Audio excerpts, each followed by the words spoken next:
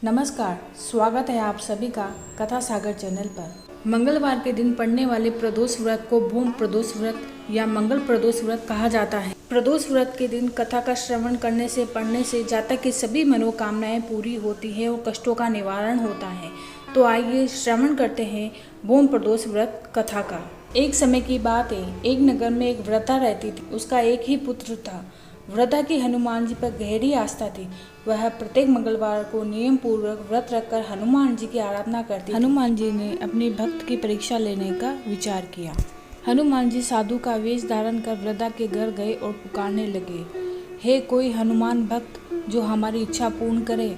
आवाज उस वृद्ध के कान में पड़ी। पुकार सुन वृद्धा जल्दी से बाहर आई और साधु को प्रणाम कर बोली, आज्ञा महाराज।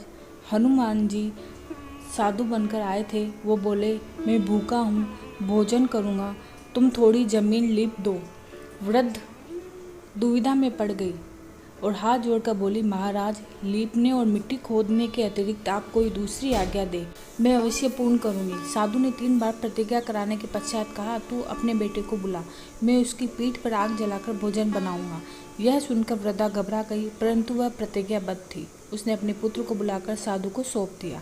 वेशधारी साधु हनुमान जी ने वृद्धा के हाथों से ही उसके पुत्र को पेट के बल लिटवाया और उसकी पीठ पर आग जलवाई। आग जलाकर दुखी मन से वृद्धा अपने घर में चली गई। इधर भोजन बनाकर साधु ने वृद्धा को बुलाकर कहा, उनका भोजन बन गया है, तुम अपने पुत्र को पुकार ताकि वह भी आकर भोग लगा ले। इस पर वृद्धा बोली, उसका नाम लेकर मुझे कष्ट न दे।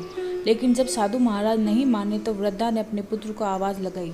वह अपनी माँ के पास आ गया। अपने पुत्र को जीवित देख वृद्धा को बहुत आश्चर्य हुआ और वह साधु के चरणों में गिर पड़ी। तब हनुमान जी अपने वास्तविक रूप में प्रकट हुए और वृद्धा को भक्ति का आशीर्वाद दिया। बजरंगबली की जय। हर हर महादेव।